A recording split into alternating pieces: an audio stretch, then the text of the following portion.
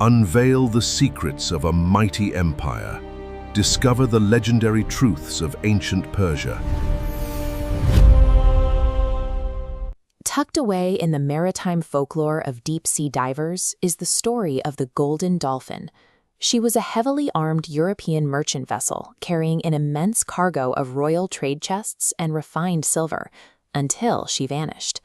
Looking at this map, the search grid for that lost silver sits squarely inside the red box highlighting the Strait of Hormuz. Somewhere at the bottom of this narrow passage lies the wreckage. Finding this specific ship remains the ultimate prize for maritime historians and salvage crews.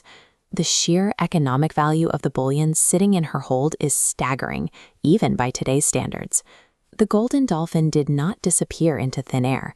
She sank during an era of fierce regional naval conflict, torn apart by the violent realities of 17th century combat.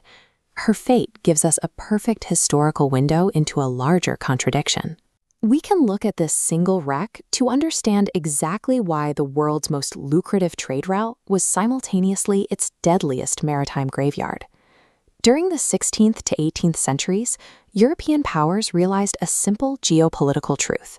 If you could control the entry point to the Persian Gulf, you dominated global commerce. This map illustrates the massive scale of that trade network. Ships departed Europe, sailed down the Atlantic, navigated all the way around the tip of Africa, and pushed up through the Indian Ocean just to reach the Middle East. Surviving that journey required passing through some of the most unforgiving environments on the planet, forcing crews to navigate the jagged rocks and turbulent waters of the Cape of Good Hope long before they ever saw a Persian port. To survive those long-distance oceanic beatings, European merchants relied on ships like the Dutch galleot and the English galleon. These vessels featured massive wooden hulls, complex rigging, and multiple masts engineered for oceanic endurance. They were also heavily retrofitted with rows of cannons, essentially serving as floating fortresses designed to repel hostile warships. Which raises an interesting question. If these ships were state-of-the-art oceanic fortresses built to survive the open ocean and enemy armadas, what specific forces inside the Strait of Hormuz were powerful enough to send them to the bottom? The first fatal vulnerability came from inside the hull, the staggering physical weight of their cargo. European merchants had to purchase Persian and Indian goods using physical silver and gold. Ships arrived loaded with massive chests of heavy bullion and specie, like the silver 1648 Dutch thaler seen here. They traded those dense, heavy metals for high-value, lightweight materials to take back home, such as these intricately woven Persian silks.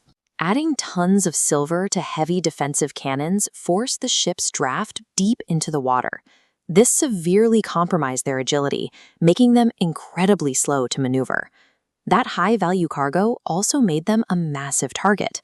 As they approached port, they routinely absorbed attacks from rival naval empires and local privateers firing from fortified coastal strongholds.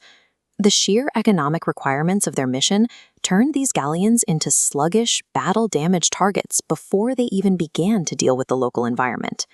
Looking closer at this map of the Strait of Hormuz, we see how the geography acts as a deadly funnel. The narrow passage forces ships into a constrained space. Fragmented by islands like Hormuz and Keshm, coastlines churn water into aggressive tidal currents. When a sluggish, deep-draft galleon gets caught in those unpredictable currents, the crew can easily lose steering control, pushing the heavy wooden hull straight onto submerged rocky shoals. If the tides and the weight weren't enough, crews had to contend with extreme seasonal weather patterns known as the chamal winds. The chamal generates sudden, violent ocean squalls. These storms routinely ambushed crews who were already fighting tides and attempting to patch holes from coastal combat. A heavy, structurally compromised 17th century ship caught in a sudden chamal, surrounded by treacherous tides, had almost zero mathematical chance of staying afloat. The Golden Dolphin rarely sank from a single error, but a deadly convergence, imperial wealth, relentless enemy fire, and catastrophic weather overlapping. The Dutch and British East India Companies calculated the loss of these magnificent ships as an accepted statistical cost of doing business. The allure of the Golden Dolphin persists today because her story represents the absolute peak of that high-stakes era of global trade. The silver and gold resting at the bottom of the Strait of Hormuz remain as submerged monuments, marking exactly what happens when extreme imperial ambition collides head-on with the unstoppable forces of nature. We left the Golden Dolphin plunging into the dark, but the story of its cargo was just beginning. Down in the deep water of the Strait of Hormuz, the ship's wooden hull immediately started a centuries-long process of slow, quiet decomposition. As the structural integrity of those decks weakened, they faced an insurmountable mechanical problem.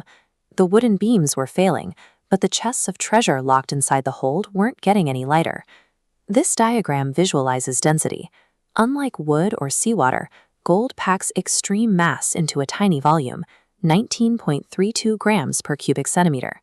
This concentrated mass meant the sheer localized weight eventually caused the chests to rip straight through the shattering decks. One by one, the heavy wooden crates broke free from the ship's skeleton, plummeting further down into the murky water of the abyss. Their momentum and immense weight carried them past the lower decks and directly into the seafloor, embedding the chests deep inside the thick, underlying geological clay of the Strait of Hormuz. The Golden Dolphin sank to the bottom of the ocean, but the extreme density of the gold forced the cargo to sink a second time, burying itself underneath the seafloor and entirely escaping standard visual detection. Buried inside that thick layer of clay, the cargo entered a highly specific microenvironment. To understand what remains of it today, we have to examine the chemistry of the cargo itself. Typical 17th century maritime materials react violently with salt water over 300 years. Iron cannons rust away, and silver coinage suffers from severe oxidation, eventually becoming completely encased in thick, textured marine concretion. Gold behaves entirely differently. It is chemically inert. No matter how long it sits in the highly corrosive saltwater of the strait, it simply does not react. Beneath centuries of accumulated mud, the structure of the metal stays absolutely pure. The coins and ingots maintain their exact original weight, their shape, and even their metallic luster. A moment of wonder. This chemical stability means the cargo remains untouched in the dark, a pristine time capsule preserved by the very mud that hides it. We know exactly what that time capsule looks like today by cross-referencing surviving European shipping manifests from the era. The largest items in the vault are heavy, refined bullion bars. These were the primary vehicles for moving state-level wealth across the globe. Each ingot bears the exact physical stamps of its origin, mint marks from massive European maritime hubs like Amsterdam or Seville, permanently etched in metal. Sitting alongside those heavy bars are thousands of individual trade coins, minted specifically to fuel the vast commercial networks stretching across the Indian Ocean. These are gold ducats and doubloons. Because the metal is so resistant to decay, the intricate embossed crosses and delicate border patterns struck into these coins remain entirely crisp and readable today. The final layer of the cargo is much more delicate. The Golden Dolphin also carried a collection of intricately crafted diplomatic gifts.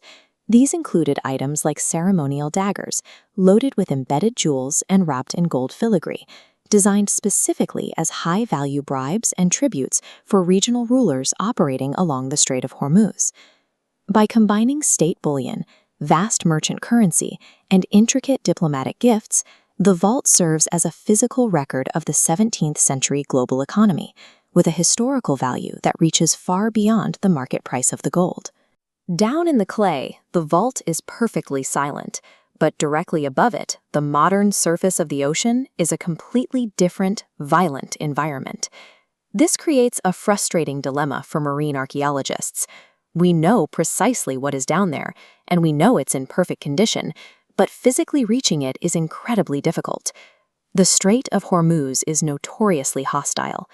Operations here have to fight through unpredictable, high-velocity currents and sudden, violent shifts in surface weather.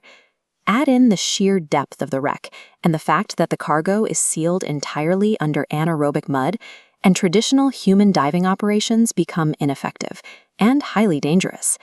The only way to retrieve the cargo is to remove human divers from the water entirely and deploy large-scale, heavy-duty marine robotics equipped with specialized sensor arrays and hydraulic thrusters. Recovering the Bolden Dolphin depends on heavy machinery capable of precision work under extreme pressure, where every mechanical movement is dictated by the unforgiving currents of the deep strait.